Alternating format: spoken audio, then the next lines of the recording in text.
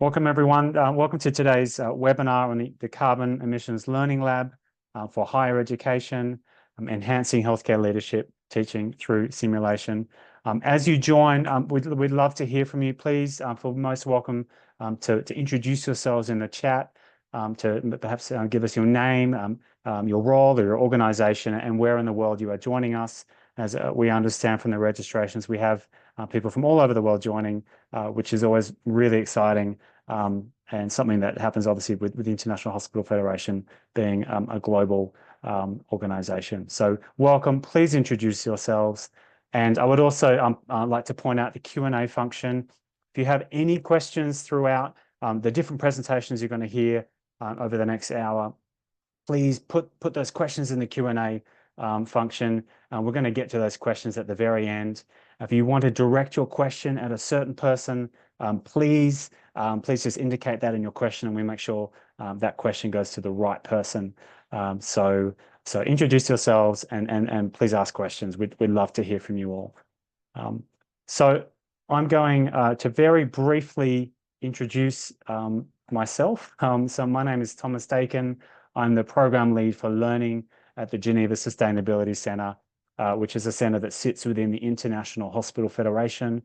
So I look after the learning program. I've got a background in healthcare and administration by hospitals and clinic settings in Australia and the United Kingdom, and public health research as well. I work very closely with my wonderful colleague Aditi Jayaram, who is project officer for learning at the GSC as well. Aditi is a trained speech therapist, and she works here at the GSC as well. So we're here representing the GSC, and I'd now like to introduce our special guests. So we have 4 special guests who will be presenting today, and we really appreciate their time. I'd like to say a big thank you to all of them. You can see them here on the screen. So we've got Dr. Anthony Stanowski, who is the President and CEO of the Commission on Accreditation of Healthcare Management Education, otherwise known as CAMHE. That's based in the United States. He is going to be introducing what CAMHE is very briefly, and talking a little bit about sustainable healthcare and the education imperative that we find ourselves requiring. So we're going to hear from him shortly. We've then got Andrew Garman, who is a professor of health systems management at Rush University, which is in Chicago in the United States. Andy's actually also a senior advisor on leadership at the Geneva Sustainability Centre. So he wears 2 hats. Today's hat is about Andy is a leader and a teacher, and how he uses CEL in his teaching program. So that's what Andy's going to be talking about later. He's going to do a small demonstration of CEL and talk about how he teaches with it. And then we have Christy Harris-Lamack and Ryan Armbruster. They're both going to present case studies on how they teach with CEL as well.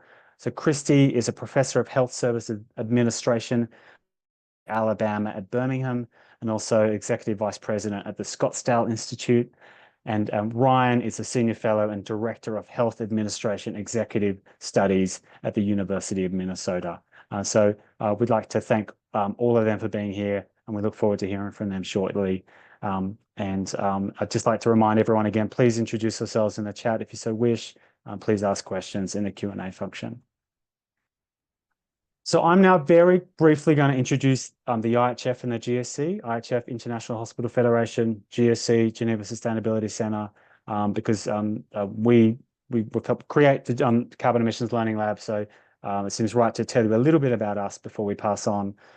So if you've never heard of the International Hospital Federation, we are a global organization, a membership-based organization for hospitals and healthcare networks around the world. We have more than 150 members, making up more than 30,000 hospitals around the world. And you can see some examples of some of the organizations within the IHF. And the IHF, we are the global voice of hospitals. We're based in Geneva in Switzerland, where the World Health Organization and many other organizations are based. And we run the World Hospital Congress, and we do knowledge exchange, and we really focus on healthcare leadership development because we're a healthcare leadership organization. So let's move on and talk about the GSC very briefly.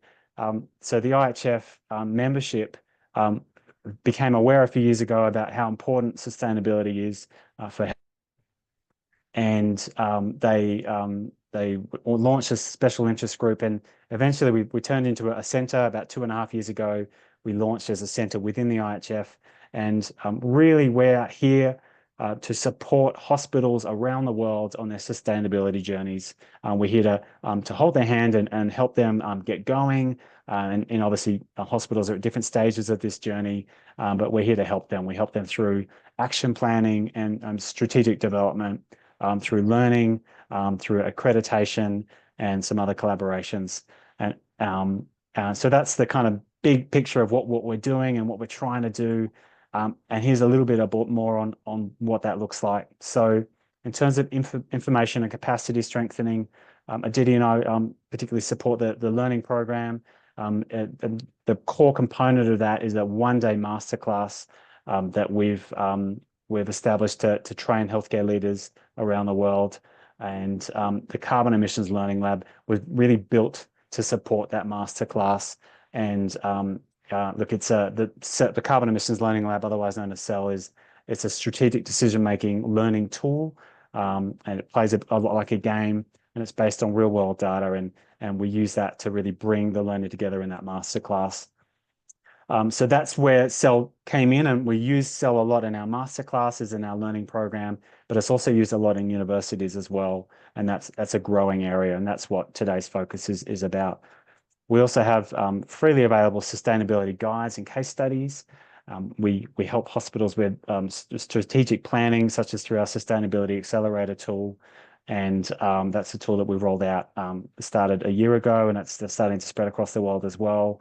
We're working with the American Hospital Association to roll that out in the United States. And finally, we've established some standards on sustainability with Joint Commission International. That's the international arm of Joint Commission Enterprise, and that's to truly embed sustainability practices in hospital operations. So that's another area that we work in. So that's a very quick summary of what the GEC does, but we're here to talk about the Carbon Emissions Learning Lab. And as I've mentioned, that was developed to really support the learning for healthcare leaders in our masterclass, but it's used in universities, and I guess the setup is that players or participants, students, are put in charge of a simulated hospital of 500 beds, and they're tasked with reducing greenhouse gas emissions by a certain percentage, whilst also trying to, without compromising on care, employee engagement, patient satisfaction, or costs. So you can see the spread of where CEL's being used around the world at the moment. We've trained over 850 healthcare leaders and students across the globe already. So that's really exciting. But I'm going to stop talking. I'm going to hand over to Dr. Anthony Stanowski from CAMI. Thank you very much, and we look forward to hearing from you. Thank you. Tom, thanks very much for the introduction, and appreciate being here today with all of you. I think this is such an important area for healthcare management, truly a strategic imperative for all of us. The issues around sustainability are really, really important. And what you're going to hear, if we go to the next slide, is who is CAMI? I thought we can kind of give you a little bit about that. And more importantly, why is it important for CAMI that sustainability be a core feature that programs should be interested in, with having students understand the impact of sustainability. So CAMI was founded back in 1968. And the important part about that is that was just after the formation of Medicare and Medicaid, which were the key defining elements in the US healthcare system, which totally changed everything at that point. It was formed with an academic practitioner model. And that model is a model that you'll see is really important today as well, too, that academic practitioner model. And the goal was to make sure that students were well prepared to lead in the complex world of healthcare. And I think if we can kind of say the complex world of healthcare as it relates to sustainability. CAMI's mission on the next slide is to serve the public purpose by advancing the quality of healthcare management education. And while most of our programs are in the United States, as Tom said, and we also have programs in Canada, some of them who were with us from the very beginning, and we just accredited our first program in Saudi Arabia as we continue to expand our global influence. Now, we accredit that in 4 ways. One way is we set measurable criteria. We set the criteria for excellent healthcare management education. The second part is an important part for us as an accreditor, is we help programs attain those standards. We help programs meet CAMI standards, and that's the second part of our mission statement. The third part is we accredit programs that meet those standards or exceed those standards. And then the fourth part is we make that information widely available to everyone worldwide through our website. Our values are there too: transparency, integrity, excellence, and fairness and recognition. CAMI is recognized by CHIA, if we go to the next slide, and we are a programmatic accreditor. Now, what that means is we accredit a program within a school or within a university. So we don't accredit a university like a national accreditor would do, and we don't accredit a school like what AACSB does, the School of Business, or the School of Public Health from the CEAF perspective, the Commission on Accreditation of Public Health Institutions. So we look at a specific program, and that program is healthcare management. On the next slide, you'll see that we accredit 153 programs in 99 colleges and universities. Now, what does that mean? It means about 12,000 students in the US, Canada, and in Saudi Arabia. 12,000 students are in CAMI accredited programs.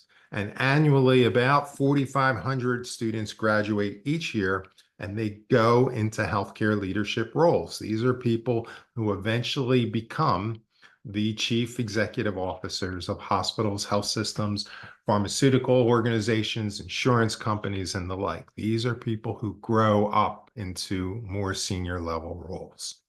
On the next slide, you'll see that our standards are designed to ensure value to our stakeholders, and our stakeholders are employers. Make sure that the employers are getting quality graduates. To the students, what we try to make sure is that the students have the information that's necessary to create a meaningful career with more opportunities for employment. And for academic programs, where our focus is to help academic programs move along the path of ongoing process improvement, to kind of stay abreast with what is going on in the industry and in higher education. We also have competency-based education. And that was a significant model that we moved to in the period 2008 to 2013. And again, sustainability, I think, kind of forms within some of the components of that model. It's more of away from what you know. I know human resources, I know marketing, to what you can do with what you know. It's a shift. It truly is a shift on how healthcare management is taught and how programs are evaluated. The great example of this is after completing a class, the question should be, what will students be able to do, and how will you know they are able to do it? And it kind of goes back, our chairman of the board at that time was a gentleman named Tom Royer, who was a physician and CEO. And Tom really was one of the large proponents of competency-based education and where we need to go from there. So within CAMI world, how do we have programs incorporate sustainability into their competency-based model is a core part of what the programs can do if they choose to focus on sustainability. And there are many programs in CAMI that have that as a core component of what they work for. But what we've tried to do with CAMI is incent programs to kind of focus on sustainability. And I think the first great example of that was the CAMI Canon Solutions America Award for Sustainability in Healthcare Management, Education, and Practice. We started doing that back in 2017. And I remember when we started, we had some programs go, what could we do with sustainability? I really don't understand how healthcare management can kind of fall into that part. But also, what we did see starting in 2017 is there were incredible programs who were moving forward in that area. And some of those include Xavier, Scranton, Rush, Missouri, North Carolina, Chapel Hill, University of Washington, University of Minnesota, George Mason University, and Boise State. These were programs who were kind of pushing the envelope. What we also saw over that long period of time, 2017 to today, was a continued focus and a more robust and a greater number of applications for the award. And it's been exciting to see that. Last year, we began an award with the Joint Commission, and we'll hear a little bit about the Joint Commission a little bit later. But Dr. John Perlin and I had a lunch, and our discussion was around sustainability. We kind of came up with the idea: how do we focus on students who are really excelling in their healthcare management programs, but have a focus on sustainability? To the right, you'll see a picture of myself and Mark Crofton from the Joint Commission, and Sadie Joba from Rush University, who was our first student selected for the CAMI Joint Commission Fellowship Award for advancing sustainable healthcare. So again, our focus is how do we have programs kind of realize what they can do in these areas? How do we encourage them? How do we share best practices? On the next slide, again, to just kind of frame this whole component, out in the greater environment is, in 2015, we saw countries sign a legally binding agreement to reduce carbon emissions. In 2021, there was 50 countries committed to develop climate resilient and low carbon health systems. In 2021, Canada passed the Net Zero Emissions Accountability Act. 2022, CMS. 2024, Joint Commission launched its voluntary sustainability certification. 2025, JCI standards to include sustainability requirements. And in 2026, CMS teams voluntarily looking at sustainability standards. So there is both the component from, again, that academic practitioner relationship. How do we work together to ensure that the next generation of students are well prepared to lead? And that's what we're all about at CAMI. And that's why we're interested in the sustainability initiative. So with that, let me introduce Andy Garman, who will give us a little demo of what the Carbon Emissions Learning Lab will look like. Andy? Anthony, thank you very much. GSC team, thank you. And participants, thank you as well. So I've been given the opportunity for the next 10 or so minutes to give everybody a peek behind the scenes on the cell. I'm calling it a demo, but really it's sort of a look under the hood, if you will. Aditi's going to come on later on the webinar and give you instructions if you're interested in a full bore experience with the sim based on what you see today. We will tee that up for you. Happy to give you that as well. Just would take a little longer than 10 minutes. If you could move forward the slides, please. I do want to say a quick why simulation. On the next slide, you will see there's a variety of benefits to simulation. I suspect the folks on the call probably already familiar with them. Maybe that's part of the reason why you joined today. There is this wonderful meta-analysis that Chernikova and colleagues put together in the review of educational research. Some of this detail comes from that. The citation is down there at the below. The one that I really want to zero in on, and it was just a nice benefit moving to competency-based education, is it's fun.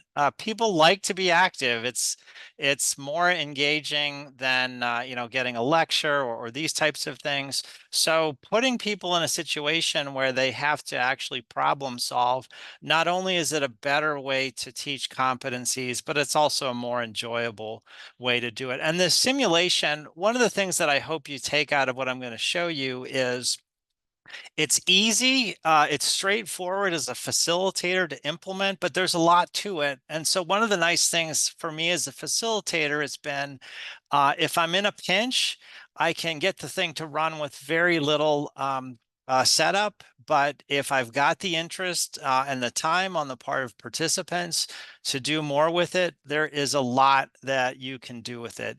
So with that, I'm going to actually move to this mini demo. So I'm going to do a screen share. If you would, oh, let me just do a quick, no, you know what? That's all right. I'm going to go ahead and screen share right now. Let me get this set up.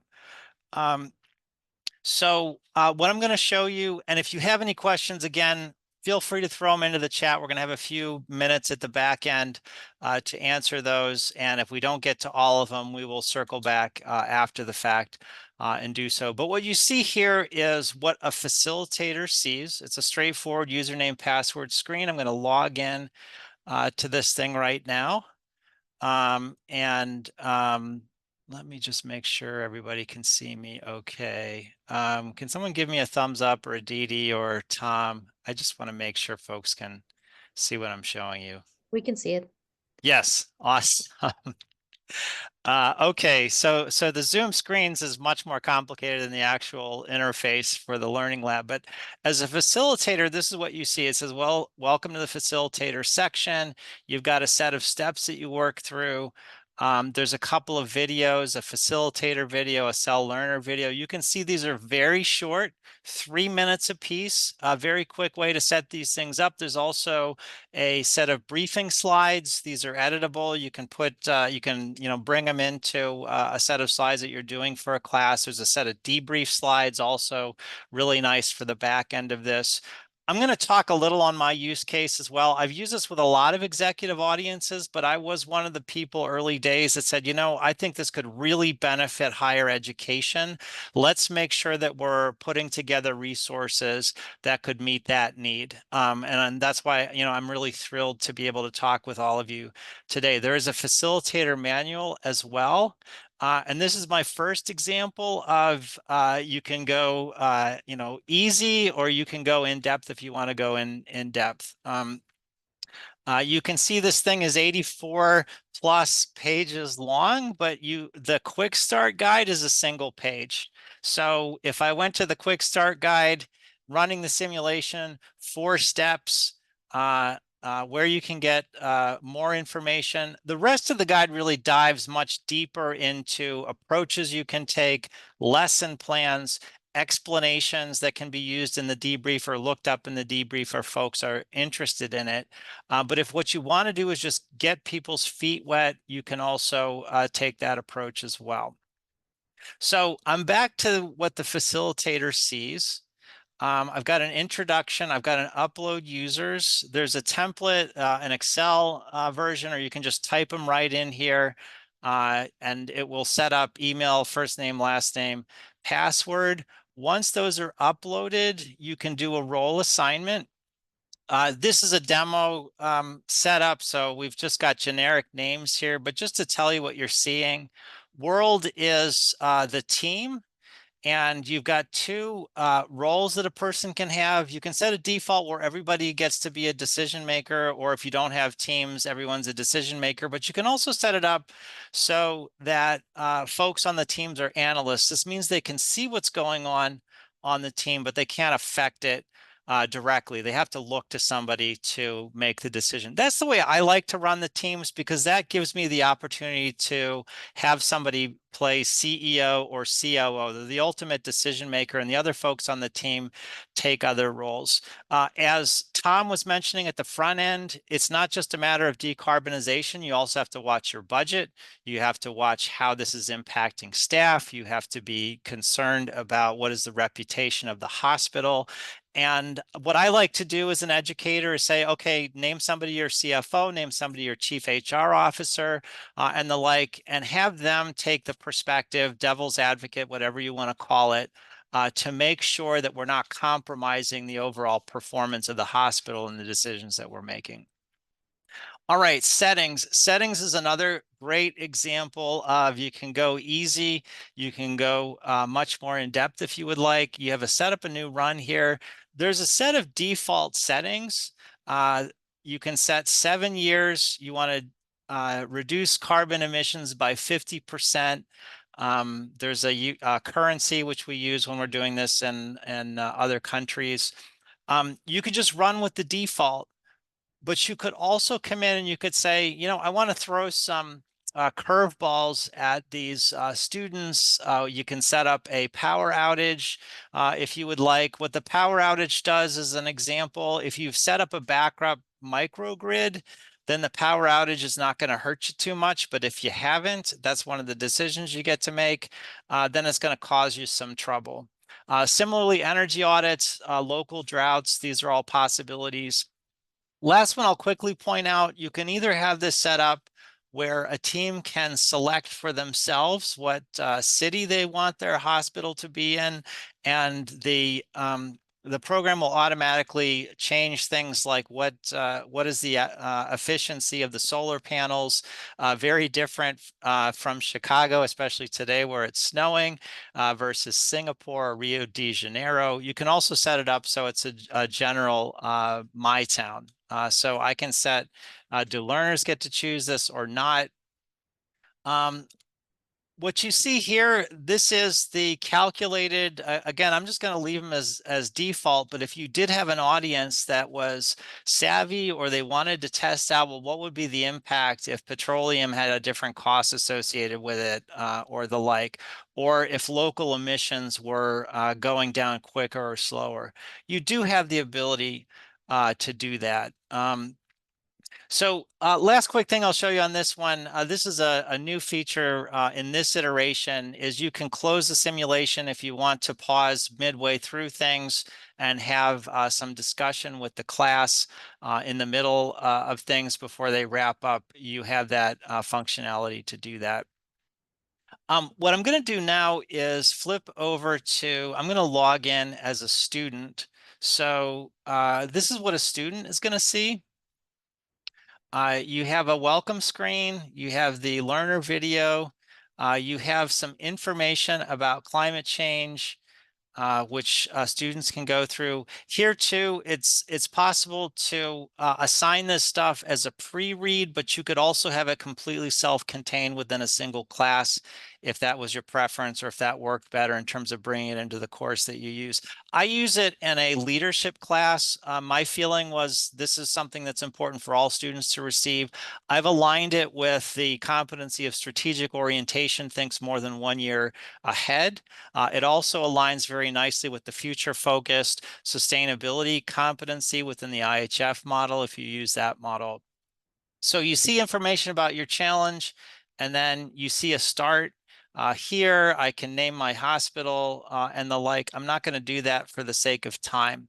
But this screen that you're seeing here is where students will spend most of their time and do most of their deliberations. It's the decisions screens.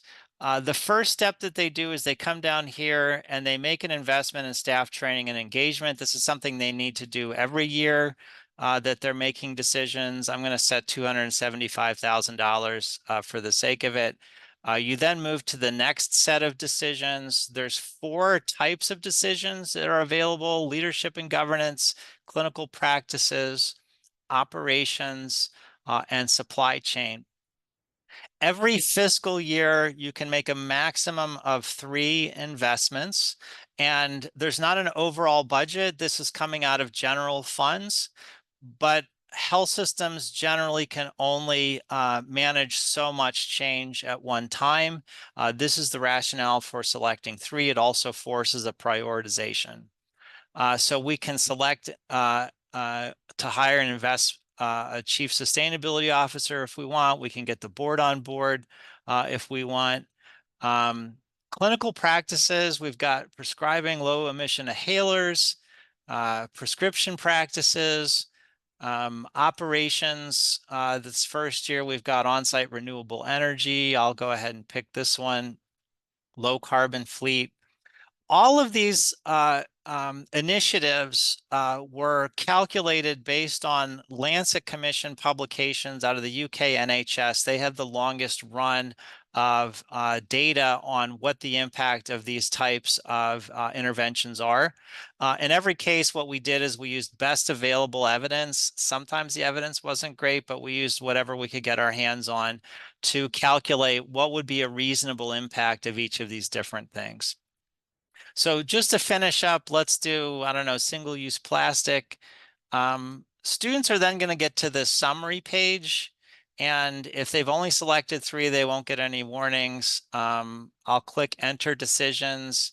It'll say confirm decisions, and I'll hit proceed. This kicks off the next step in the student's process, which is this really nice set of data dashboards. If you have students that are very quantitatively focused, you may find that they really like to dig into these. You see there's a feedback on decisions. You get a little bit of text on what the impact of each of these was on your health system. And you start to see what's going on in terms of impact on things like emissions versus target, electricity consumption, operating costs. You also have this as quantitative data. Some of my students like to do a copy to clipboard, throw this into Excel, run some analytics on it. Other students are much more conceptual, big picture. They like to just kind of take a look at that level. I'm just going to quickly show you some of the other types of data that students can dig into if they would like. We've got annual versus target, cumulative emissions, emissions by scope. I'm going to do one last thing before I circle back to the presentation, which is I'm going to come back here to the facilitator page. So this is what I'm looking at while the students are running the simulation. Simulation itself, 45 to 60 minutes. That thing runs itself. I just kind of wander around the room. I make sure people don't have questions, or if they have questions, I answer them. But I've got this class results page. What I can do is I can be monitoring the number of years played. And if I saw like halfway into this that there was a team that had not completed a single year yet, that flags me to go talk to that team and let them know, time's kind of ticking, or are they experiencing some challenges and the like. This also becomes a page that I can use in the debrief. I can take a look at change in emissions. I can see what team is, quote, winning, unquote, if I like. And then we can have a conversation about what was the approach that they took and the like. This error is because I'm using the demo thing never likes me to go screw around with it in the middle. If I was using this in a class, I wouldn't see that that type of thing at all. So let me now go back to the slide set and just show you what a completed simulation graph looks like. So this is what you would see at the end of 7 fiscal years. You'd see this nice kind of plateau. By the way, I'll just quickly say annual emissions versus target. It's tough to hit this target. Students really basically need to do just about everything right in order to get below 50%. It is achievable the way that this is set up, but I would say a lot of the student classes don't make it, and it does get some great conversation going. If you could go forward just 2 slides for me now, Aditi. Just some other graphs there. I did want to point out, this is also a new feature this year. The GSE team has taken each of these interventions that we were looking at, and they've linked them to resources on the Geneva website. So students who are interested in learning more about some of these, like you can see the one on the left, why should you hire a chief sustainability officer. This is something that I'm planning to use as additional homework assignments. I'm looking to extend this to longer across the semester, because I think it is something that we can use for a lot of other competencies as well. And this set of resources is going to be very helpful in facilitating that. So that's going to be it for me. I want to turn things now over to a couple of my colleagues who have also been using this simulation in some interesting ways. First up will be Ryan Armbruster, who has been using it in a specialized elective course in his executive program. Ryan, it's all yours. Great. Thanks for that great overview, Andy. And Happy to be with you all today. As Andy mentioned, I've been using the sim. This is good timing because I just completed the second year of using the sim in a class with our MHA residential students. It's embedded in an elective course that we created in 2019 on climate change in healthcare organizations. And much of that course is around helping organizations understand how to reduce their carbon emissions and become more sustainable. And this simulation is a perfect fit for that. We do cover some broader topics in the course as well around climate change and impact on health, and then also the capacity of organizations to address numerous health effects related to climate change. But as I mentioned, a core focus of this is reducing carbon emissions, setting targets and reducing carbon emissions in the cell experience is critical to helping students understand how to effectively do that. Next slide, please. We set up the cell simulation over 2 class sessions. That's how it's structured today. And as Andy mentioned, I'd love to figure out how to extend it even more because the students are so engaged in this experience and get a significant amount of learning out of it. Today, we have it structured in the first session where we have the students in groups run through the simulation as Andy had demonstrated for you. And they get their final results, which is specifically focused on how close to that 50% reduction did they make. And then we don't debrief too much at that time because although we do recognize the top performers, in this most recent class, there wasn't a single group that actually hit the 50% target, although most all of them got very close to doing that. So we recognize and acknowledge that, and then we depart because the next step is a really important step, which is for them to reflect on their experience through an assignment that's completed between the first session and the second session. And this is where they're thinking about the decisions that they made, why or why didn't they have the impact that they expected, and then also putting some thoughts together around what they would do differently before they then take the simulation on their own as an individual between the first and the second class. They run the sim again, and then they look at their results compared to their group results, and then they submit an assignment that's a reflection on, okay, well, what happened? Why did that happen? What did I learn from that experience?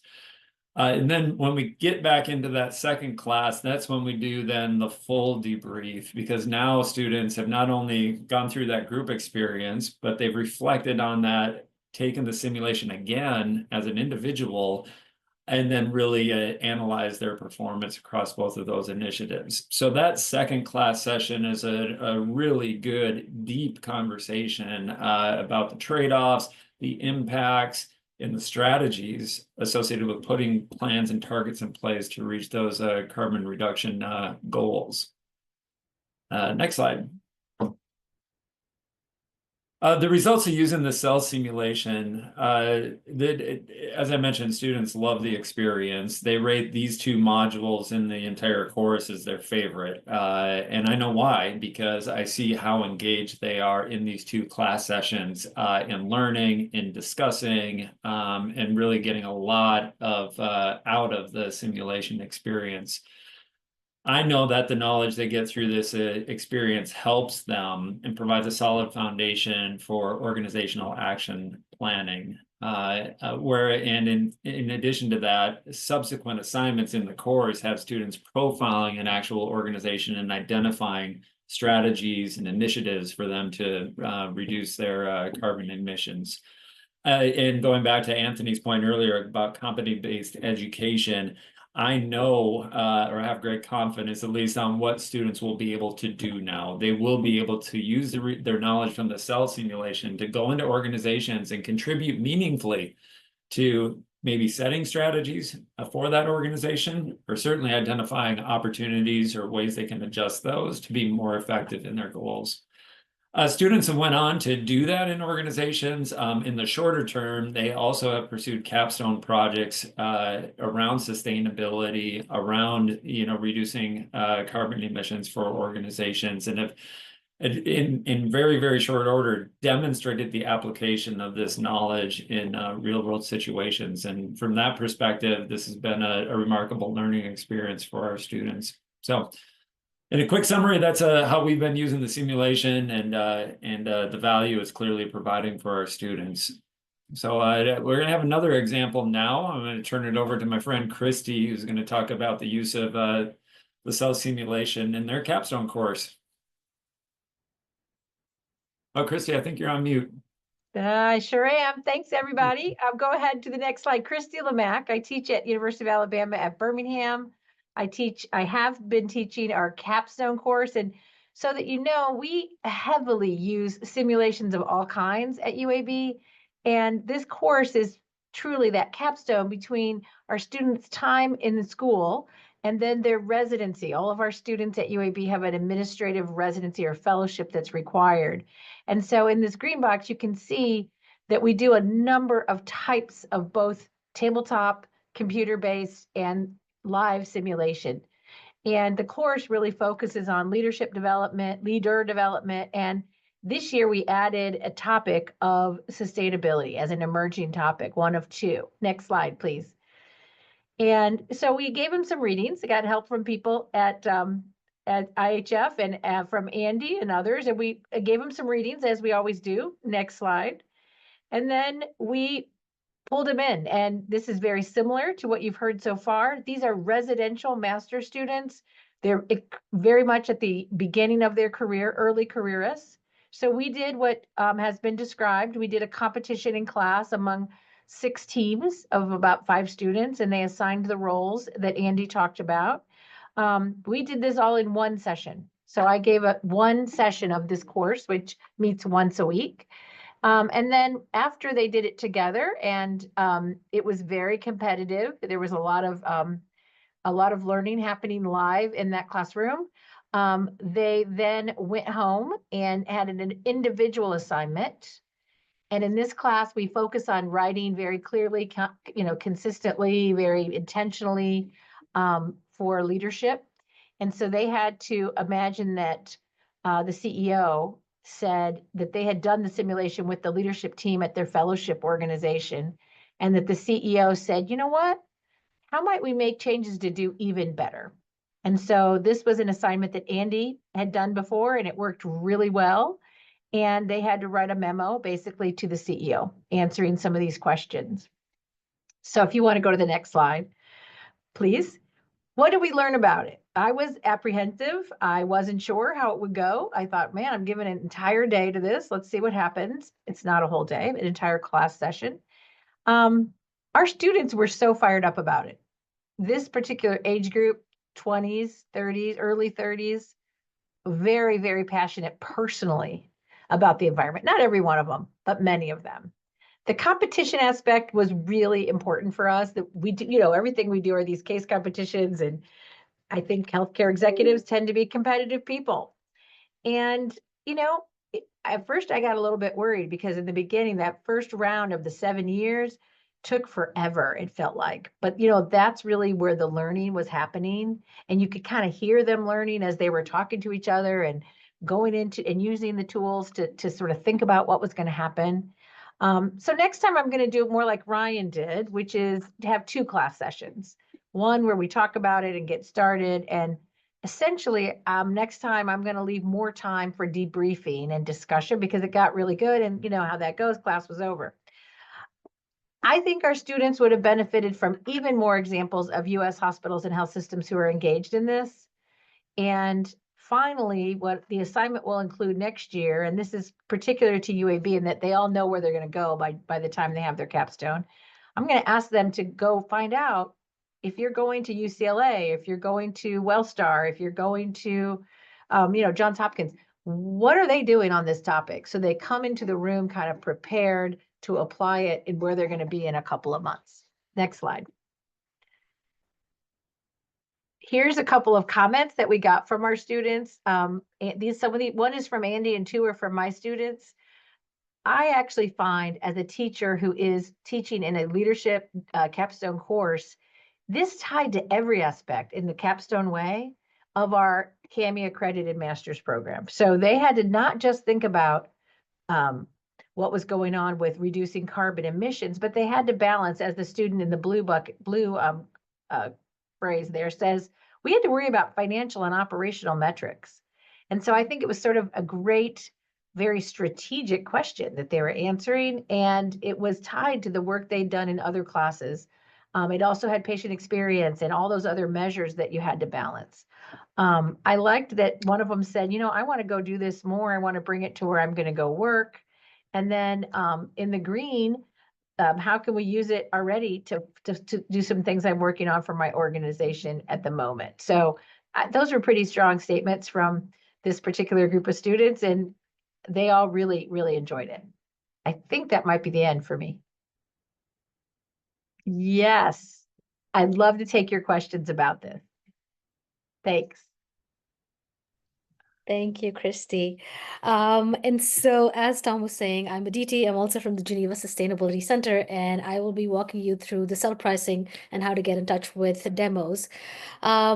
So on to our next slide. I do want to preface everything that I'm going to say at this point by mentioning the fact that we are an NGO, we're a not-for-profit organization.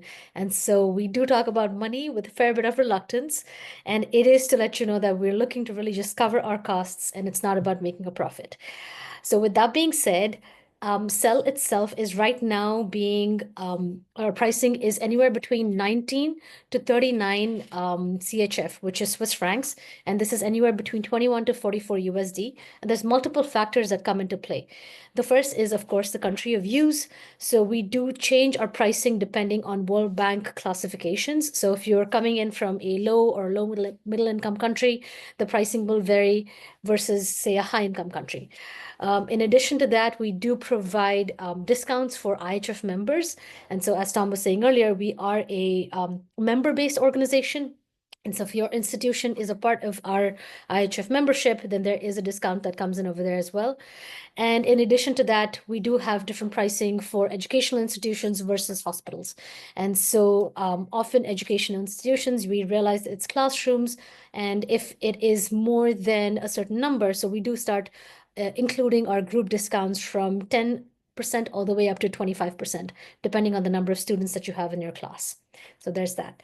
Onwards to the next slide, where because you are here with us, and we do want to appreciate you for taking your time out of your day and sitting in on this afternoon with us.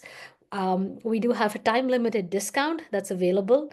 So if you're a part of an educational institution and you're looking to use Cell for Q1 of 2025, so that's between January, February, March, April of 2025, then we are able to give you a discounted price.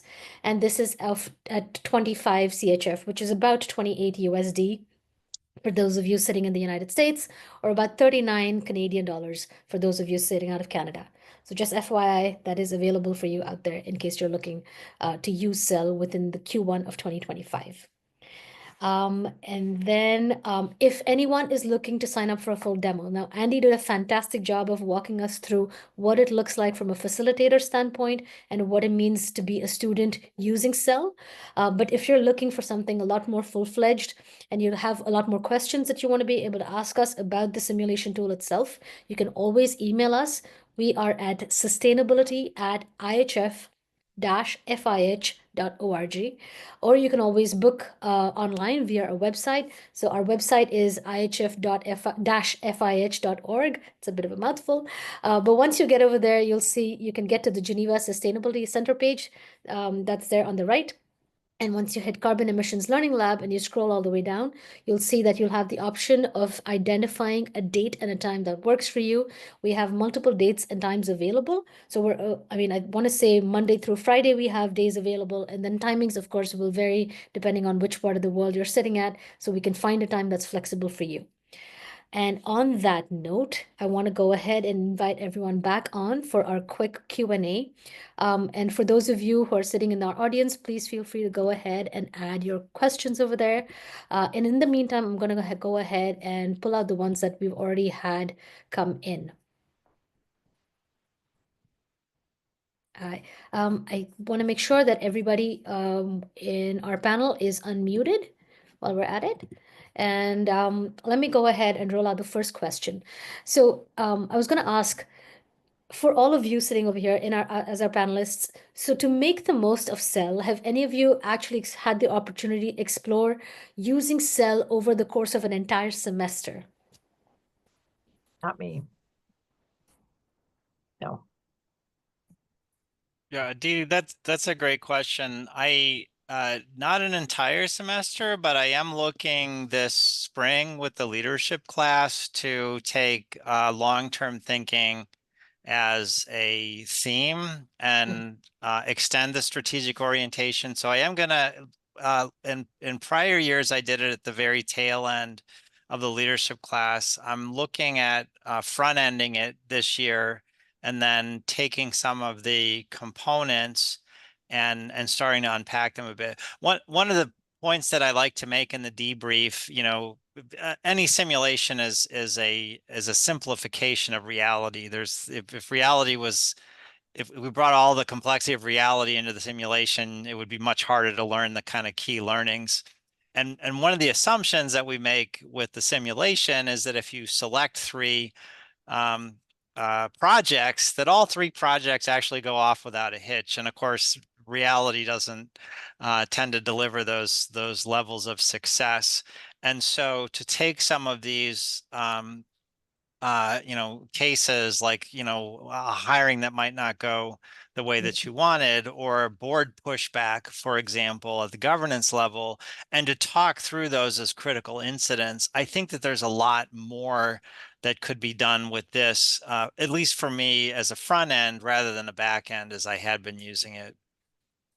Thank you, Dee, Dee, I was Go just going to add, I think one of the true values of a simulation project is having a faculty member really guide the discussion based on the decisions that were made. Now, you know, are there wrong decisions? Certainly, but these are frequently not just totally wrong decisions or totally right decisions. And that faculty guidance around the impact of the decisions is probably a more worthwhile, a more educational experience for a student than actually, you know, going through the event and saying, hey, we did Right. X. Yeah. I think that's such an excellent point, because a part of what we try and do with Cell is to ensure that the facilitators are also prepared well enough to be able to make the most of the simulation within their classroom. So thank you for bringing that up. Another of the questions that we have lined up was to say, okay, have any of you considered using Cell as an within an undergraduate program, or do you think it would be considered too advanced for them at this point?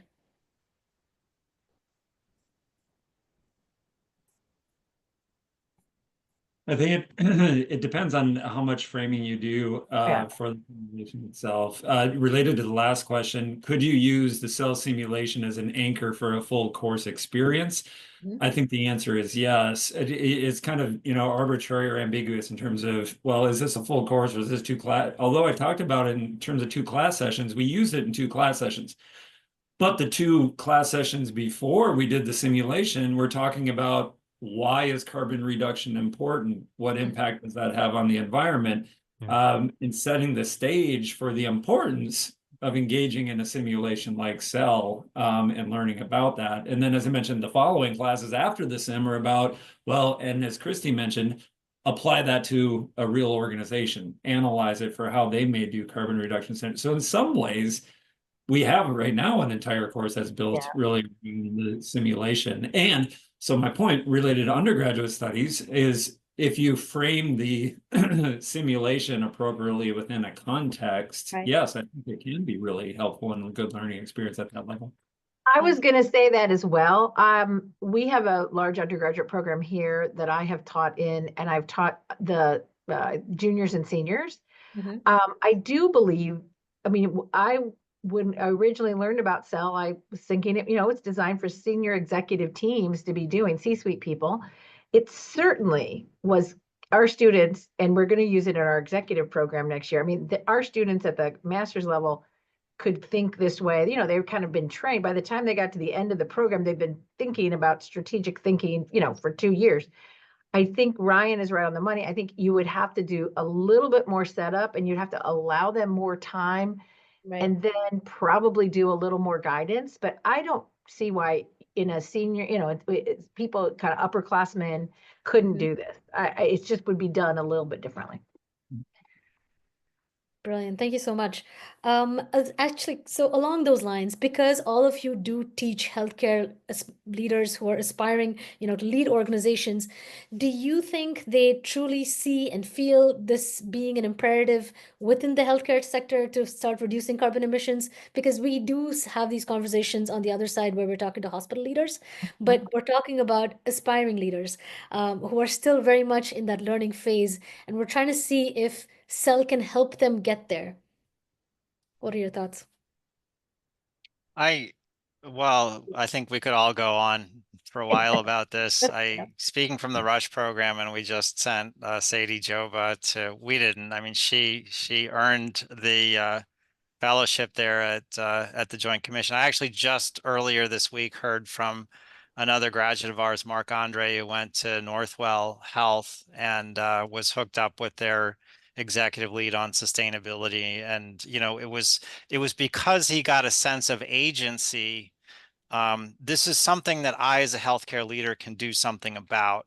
Through this experience, they decided it was something he wanted to do something about. And so on his, again, it was him, it wasn't me, but on his own initiative, he made this connection, and now he's doing some work in that area, or is planning to. Yes, it is. I think it's, there's a variation, just like there are executives. I think, unfortunately, some of them go out into organizations who say, but we have all these beds, and what are we going to do with them? I mean, there's all the other pressures that, we don't have enough nurses. I mean, many, many, many strategic pressures. So we're competing for the mind share of leaders. We're competing in, with what is the most important thing. I think what it does at this level is enable them to have, as Andy said, agency, to have some basic knowledge and to be able to advocate for something that they often believe in, right? I mean, I think that the odds are this population, this demographic of our students are more likely to be aware of things that some of, frankly, the older, generations are not quite as in tune with. So I think there's a big opportunity, and that's what I liked about it. And now, were there some students who I'm sure thought it was the dumbest thing ever? Sure. We have that in every class, right? I always say the people who love my class on leadership, probably, have less, love quantitative methods less. I mean, leaders have to have all of these competencies, and they have to be able to balance them at some level. So I wanted to wrap it up with one last question, and this is for everybody in the room, which is to say, what has surprised you most about using Cell in the classroom? Ryan? Oh, well, there's been many surprises. I don't know if it's a surprise. It's more of a pleasantry, I think, that students are remarkably engaged. They can't do anything else when they're engaged with the simulation. And I think we all know as instructors that it's becoming even more challenging to get people to pay attention, and to be present in a moment and be there only and thinking about that. I've been tweaking classes for years, trying to counter, people's inattention, which we all seem to have more of nowadays. When you have a simulation, it immerses them, full time for long periods of time. We're in 75-minute session, they're thinking nothing about navigating and learning through that simulation. And that mind share, that attention is priceless in terms of a great learning experience. Fantastic.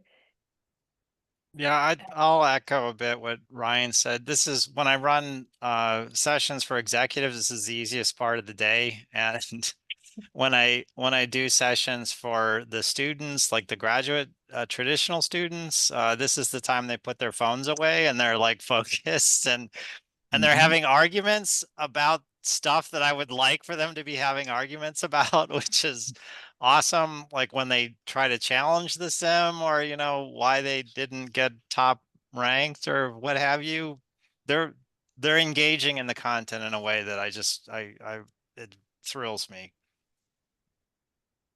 Thank you. I think that's it from all of us. So I wanted to really quickly thank you all for being a part of this. And if you have any questions at all, feel free to reach out to us.